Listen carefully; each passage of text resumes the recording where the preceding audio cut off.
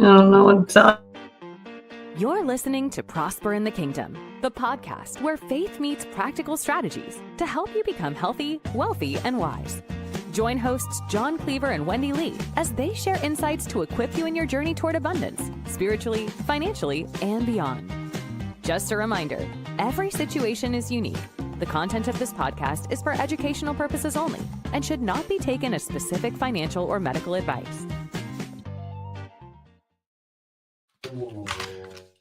Hey, everybody. It sounds like you've got some landscapers in the background. At least that or your toothbrush. Literally, it's like you're about to go live, and here they go. Yeah, that's awesome. My next door neighbor's landscapers. I'll mute when I'm not talking because they're loud. That's hilarious. That's hilarious. Well, welcome back, Wendy. Welcome back, listeners. We're on our new day of the week. So we've shifted from Tuesdays to Wednesdays, kind of that middle of the week hump day, and just kind of, reaching out to everybody and letting them know what's going on. So we'll be going on Wednesdays, still 11 o'clock Eastern at the same time, but just a different day of the week. That's a little more flexible and friendly for everybody as we enter into the summer months. So welcome to summer. But today we've got some exciting stuff to talk about. I mean, there's a lot going on in the world right now. And everybody's kind of running around, pulling their hair out and stuff like that. So we're going to be talking about shielding your family's wealth during economic and political turbulence. What can you do? And so we're going to walk away with some action items. So again, show us a little love. Give us that little like button down below. Click that. And if you're not already subscribing, please do. That helps our algorithms in the great worldwide interweb as far as getting looks and listens. And don't forget to share this with me. We're throwing out a lot of good content, if I do say so myself. And I know it's helping people because I'm getting feedback, getting questions and stuff like that. But don't be shy about sharing. So I don't know if you've noticed, Wendy, but there seems to be stuff going on everywhere. We've got the whole Ukraine thing, which is like, in my opinion, well, I'll just keep my opinion to myself for now. But we've got that going on. We've got there's a whole lot going on with the tariffs. You've got one side saying it's going to be the implosion, and you got another side saying it's going to be the salvation. And I've got my beliefs, which you can kind of blend into it. We've got the Fed holding interest rates, and keeping those low. Inflation pressures are still out there. We had 4 years of just horrendous inflation. It got up, upwards of 9%. I'm not pointing the finger at any certain party or anything like that, but I'm just saying, look who was driving the bus at the time. But do we even really know that? So, and then we've got, the FTC with some tech regulations out there, and there's a little bit going on in India and Pakistan. You've still got the Middle East thing going on. So there's just a lot going on. Oh, and let's not forget the LA thing going on, right? So there's at least mainstream media makes it look like LA's on fire. I think it literally is 2 blocks that there's some stuff going on. But, again, we're talking about what's going on in the world, and it's shifting. And man, I'm a little fired up today. I don't know. It's maybe too much coffee. I'm a little snarky. I don't know. But, there it is, folks, right there. Sarcasm, welcome. So that's me. But let's talk about it. What are your thoughts on all this? Just doom and gloom. Let's go hide in in some closet somewhere and wait for the storm to pass, or should we start doing something? What are your thoughts on all this? Just turn off the TV. Shut down social media. Put your head in the sand. I'm just kidding. You know what's funny about that? I actually saw a Bible verse, and I didn't save it. It was this morning, and it was in Proverbs, but it was talking about where your head is, your heart will follow. Yep. So if you get messed up in all this stuff, folks, if you're like one of those people that just sits there petting your cat, watching CNN all day long, I could see where you could think it's bad out there. But here's the end game. Here's this is Prosper in the Kingdom, right? It's a Christian-driven channel. If you read the book, you know how it all ends. Yeah. We know the end of the story. We know the end of the story. And the end of the story is a little bit turbulent, y'all. I mean, we're not promised. It's so funny. People get in such a panic, and it's like, we're not promised a smooth ride to the end here. No. We're actually promised quite the opposite. It's going to get rough. So we can only control the controllables, right? We can only control what's in our circle. And so to an extent, okay, I was, when we were going into the election this last year, I was my algorithm showed that I was obsessed with politics. Okay. Yeah. Literally everything on my feed was politics. And I started to find myself getting like really angry at people. Yeah. I can attest to that, folks. Not even people, not really people I know. Because here's the deal. When you know people in real life, even if you have polarizing views, you're typically not like hateful at each other. Okay. But the online stuff, like it just started to make me so angry and so frustrated. And honestly, I was happy with the results of our election. I know some people don't agree with that. And I feel confidence that I can somewhat put my head in the sand because I believe in the person that is our leader, that he's going to make wise business decisions for our country. And so, like, speaking about tariffs, like immediately the tariffs that everyone was afraid of, like it worked. Economy. It worked. Yeah, it worked. Accomplished what he wanted it to accomplish. So yeah. But we can only control the controllables. So and back to the politics, I decided to turn it off too because I want to love people. Not be so go back to the statement. I was involved in that as well. It's kind of like focused, and it was like, oh, what's going to happen in the election? Not to mention, I've got a lot of friends who are into preparedness. I'm just going to say that. And I was really kind of zoning in on that. And I was like, oh my gosh, it's going to be the end. We got a bunker, and what's funny is I pulled out of that because I could see what was happening, right? Very isolating and very polarizing.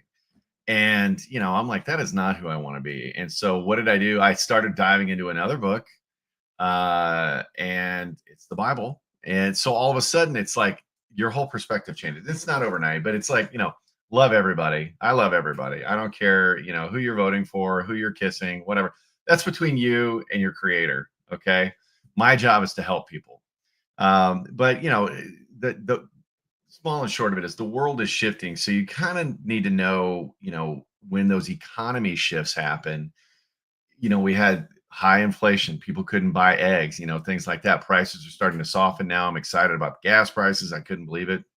Although I did go to visit my mother up in Indiana this past weekend. I couldn't believe how expensive their gas was compared to what we've got here in Tennessee. It's like we have it pretty cheap, especially where I live. Yeah. Yeah, and we're nowhere near refineries or anything like that. So, good job, Governor Lee and his team of people there in Nashville. But kind of looking at what's going on, there's a lot, and it's easy to get overly involved and overly concerned and get scared, operate out of a place of fear. But like we were talking about earlier, I mean, we know how this ends, and I'm not saying that this is end times. I want everybody to be clear on that. Jon said it's end times. Sell everything. No, so it's one of those things that you look at what's going on, and you've got to realize there's so much more going on behind the scenes. Tariffs, prime example. It's not that Trump wanted to collapse our economy. It's not that he wanted to say, to the world, right? But what he wanted them to do, he's a business guy. He wanted them to come back to the negotiating table, because it was very unfair, and we were subsidizing so much. And you look at what Doge has been finding, and I don't know if Elon Musk listens to us or not, but you two need to hug it out, work it out. I'm just going to throw that out there. But it's one of those things that my question is, our schools are not the greatest that they used to be, right? Let's dump the money that we were sending to Ukraine into our school system. Our healthcare system, let's dump it into our healthcare system. All this money that we're spending, our roads, our infrastructure, right? Our homeless veterans. Why can't we be spending our money on that as opposed to sending literally piles of cash to the Taliban? What is that all about, right? And I'm getting very political on this, but so you start getting on this. I'm starting to sound like Joe Rogan. So you start looking at what can you do to protect your world? Well, number one is be aware, but realize, especially if you watch mainstream media, things aren't nearly as bad as they're portraying it out to be. I mean, it's that scare selling that's going on, right? And that's what the headlines draw the attention, right? And so, and people get wrapped up on it and take it for, what it is, right? I Yeah. can really hear that in your No, background. it's terrible. I'm sorry. So I was go gonna ahead say and go ahead. real quick. Okay, to stop for a second. Yeah, Yep. I was listening to, I love No Shoes Radio, Kenny Chesney's station, and it's Okay. real summer vibes, But they were talking Yeah. about Yeah. like they were at CMA Fest, and they were like, "You guys, we travel all over the country. The DJs or whatever on the radio. Yep. We travel all over the country, and everyone wants to make it like the world hates each other, and it's just not true. No, Anywhere you it go, is people are not. happy, loving. Yeah, it's not Yeah. all doom and gloom like the media wants us to think. No, and I'll tell you what, you can even take that a step further because back in my corporate days, I traveled around the world quite a bit. Spent a lot of time in India, spent a lot of time in the Philippines and things like that, and just going to and fro, in Europe and things like that. And no, people are just trying to get by, right? Take care of their families. Like, hey, man, they may not like X, Y, or Z, but it's not like people are like, end of the world, things burning down. And that's where, if you look, on the mainstream media and stuff like that, they'll focus in on the tight camera angles, right? Tight camera angles. And it's nowhere near. So stop watching it, right? Stop getting plugged in and stop getting involved in it. But, what does all this mean for you? Well, you look at inflation, you need to be really sensitive to inflation. Why? Well, inflation eats your cash flow. You look at, you go to the grocery store, right? You go to the gas pumps, small business, it affects small business owners. And, if you can get something at a small business, even if it's a little, maybe $1, $2 more, buy it from them rather than a big box store. I'm not saying blow off the big box stores. I'm not saying they're evil. I'm not saying they're bad. I shop at big box stores, but I always try to go to the small mom and pop too. Why? Because that's a backbone of America right there. And they're when you buy something from a small business, they're trying to feed their family with that, not help stockholders. Stockholders aren't bad, just saying. But it's one of those things that the inflation can really eat into it. And I think we saw that over the last 4 years. We got a little bit of breathing room, but you got to plan for that, especially during your retirement when you're on fixed income and things like that. Agree. They're still right outside my window. It's terrible. But yeah, I mean, and yeah, inflation eats our cash flow. Our debt can, debt is just, you just need to get rid of your debt. Bottom line is, except your house. We'll talk about that later. Get rid of consumer debt. Get rid of consumer debt. Yeah. And yeah, I'm so distracted because I think they're moving to the back of the house. I'm sorry. I'm so sorry. No worries. But yeah, that's number 2. You talk about debt, right? Why is it important to get out of debt? Well, debt gets more expensive. And if you're in a system of borrowing, whether you're a small business owner or, a homeowner or whatever, it's going to get more expensive. Why? Because rates are going to raise. Okay. They're going to increase and everybody's, they're going to go back down.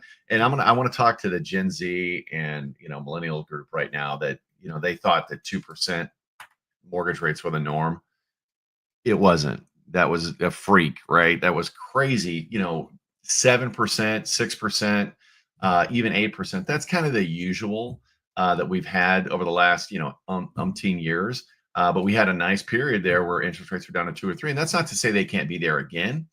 But it's go ahead and buy the property, things like that. I mean, you look at building assets and whatnot, but debt is going to be more expensive. So you got to understand that. And you also, when you're planning wealth and planning retirement specifically, you need to be very aware of that as well. Because, if you're planning on inflation being 2.5% and it jumps up to 4, well, guess what? That eats into your income stream, right? Or if you're saving money now and that debt, let's say you're paying debt at 7%. And inflation's at 3%, that's like, 10%, which also eats into your bank accounts and everything else. So, it's a big thing that most people just kind of like, oh yeah, it is what it is. It's like death and taxes, right? And it doesn't have to be that way if you keep your eye on the ball. She concurs, ladies and gentlemen. I concur. I concur. And there's also, we've had such a change. I was sitting at baseball talking to moms about technology and AI and our kids and raising kids in this generation and how different it is from obviously what we grew up with, where, I had a pager in high school. That was our form of communication. Wow. You And had a pager in high school. What were you, a drug dealer? What did a high schooler need a pager for? Because it was pre cell phone days, right? So you get a pager and then you could know to go to the pay phone and put in a quarter and call your friend. Anyway. Well, clearly your family was in a different tax bracket than mine. So, my gosh. All right. The truth is out. Y'all drop in the comments who used the pager. None of my peeps did. I can tell you that. The only people that had pagers at my school were drug dealers. I'm just saying. I went to inner city school. So anyway, go ahead. Okay. I'm a little younger than you, but anyway. All that being said is the technology shifts are influencing our kids, right? Like our kids are now seeing things online, even if they're just on YouTube Kids, and it creates influence on them for like what they want to spend money on. And, back when I was in school, it was like, Sally has the new Nike Airs or whatever.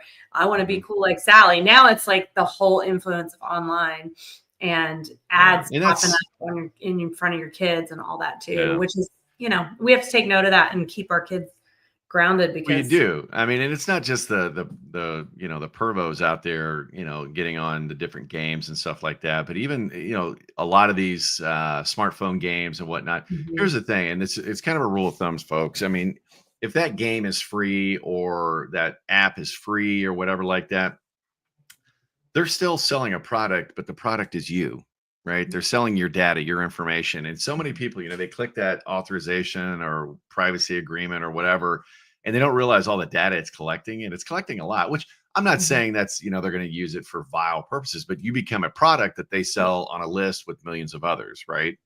And that's why your phone blows up with spam and everything else. But, you've got to look at setting those tech boundaries because the tech has been designed as a big marketing. I mean, think about it. You look at your smartphone, right? And it's constantly getting ads. It's constantly listening to you, which I hate beyond hate, because, all of a sudden I'll have a conversation with somebody about, I'd really like to, I need a new mower or whatever. And all of a sudden I start seeing ads for mowers popping up. That's not by accident. That's not by accident, right? And so, you've got to have those limits. Plus, I think, we've lost sight of, what's important and things like that as far as getting outside, interacting with nature, interacting with one another. And so it becomes so much easier to have a situation where, go back to the polarization we were talking about on the political stuff. Because I'm not interacting with my neighbors and things like that, I can all of a sudden I see a Trump sign in their yard or a Harris Waltz sign in their yard, and I hate them now. Not hate, you know what I mean? But it's like, what are they thinking? Whereas, I know, Susie and Tom, they're a little right or a little left or whatever, but they're still cool. And that's the way it should be. That's the way it used to be. And I gotta tell something funny. My next door neighbors for like 10 years while my older kids I was raising them. Like total. We're Christians, they're Christians, right? Churchgoers, they're left, I'm right. They were my friends in real life, man. We loved each other. We hung out, we played card games. They hung, would watch my kids, whatever. But when it came to social media, I'm like, I gotta unfollow you. I can't handle it. I love you in real life. I do not like you online. That's where you silence them or whatever, mute them, something like that. I've done that to a couple. But that's the thing. It's like we're when you're hiding behind a computer, we're a lot more vocal and a lot less human sometimes. Anyway, but we should move into what do we do to like protect ourselves. Before you shift off that, and as this is kind of a Christian-driven channel too, so you should pray for them in their souls, right? So I'm just saying, let them see the light. But yeah, so what do you do to protect yourself all this? Number one, take it with a grain of salt, right? Media, everything else, they're there to sell the news because they get their money from what? From commercial time and things like that. The more viewers they have, the more they can charge for their ad times, things like that. And that's why they have those very polarizing, very, on fire, and both sides do it, by the way, very on fire headlines and things like that. And, you look at it, it's like, what can you do on inflation? Control your buying, things like that. And then have a spending plan. I can't say that enough, right? That's the cornerstone. But you can't control what the other things are. So you control what you can control. Have the spending plan in place, get out of debt, make sure you're stacking cash, right? Or stacking, retirement, and not just for retirement, but for wealth. I'm kind of doing an internal audit on my own situation right now of, am I living that highest life in my finances? Am I walking the talk? Right. And I saw a couple of areas and I'm like, I'm doing okay, but I could really be doing better. So I'm making adjustments. And that's that kind of internal, man in the mirror, right? Kind of look at, what are you doing? So you and I kind of talked about that a little bit. Like, you're like, oh my gosh, I'm spending this, and this. And, it's like, it just goes out and you don't even realize it sometimes. Yeah. And I mean, I've been trying to, and I want to encourage everybody, like, you should do this probably every 6 months minimum. Like, I'm like every 3 months is just looking at quarterly, I think. Yeah. My charges for apps and stuff. I had stuff charging me that I don't even remember signing up for. They're getting sneaky these days, y'all. You think you're signing up for some, $3 a month, and all of a sudden you get a $30 charge. That's what happened to me this week. I thought I was signing up for, I'm going to try something for $3 a week. It was this habit tracker thing that wound up not being advertised at all. And I went to cancel, and I'm looking in my notes, and it like gave me some 6-month upgrade, and it was $30 charged my account. Now, of course, I emailed them and I got the money back. But most people, that happens and we never pay any attention. No. And so you've got to watch that budget. You've got to watch what money's going out and do that audit. Yeah, and you've got to check your charges, like you said. And I'm guilty of that. It's like, hey, wait a minute, what is this? How is this happening? And things happen, and it's they put everything on auto renew and things like that. And so word of advice, here's a little life hack for you. When you sign up for a subscription on your Apple Pay or whatever, I don't know what the Samsung version of that is, Android. Yeah, or Google. But, you look at that immediately on Apple now, my iPhone, when I sign up for something or download an app and I want to try it out, I'm like, okay, yeah, I'll do that. Immediately go to your subscriptions and cancel the auto renew, because every one of them is set up for an auto renew. That's really not anything about what we're talking about today, other than staying in debt and keeping your money tight. But, really kind of to summarize, because I'm looking at the time now, I went on a rant, but you look at, what can I do? Number one, don't get too emotionally invested on what you see going on in the world. Okay.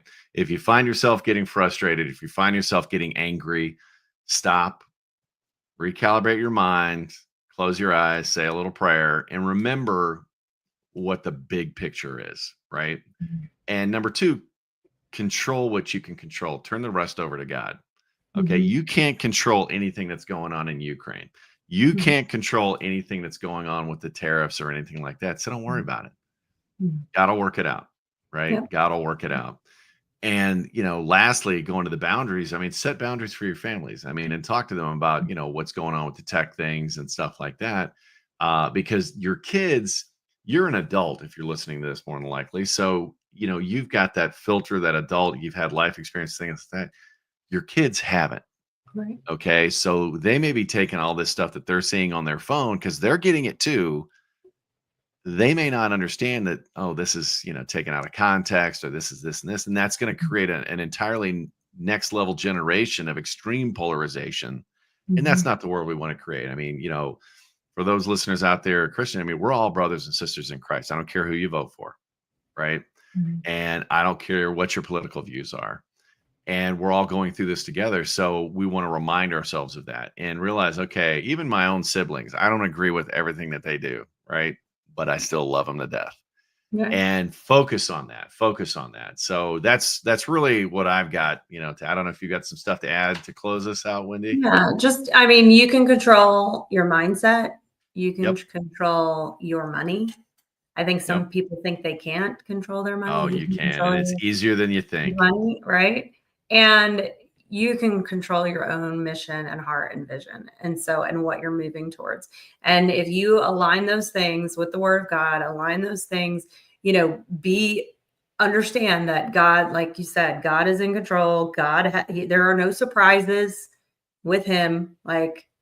Then we can still build and be successful in the middle of all the chaos that goes on in the world.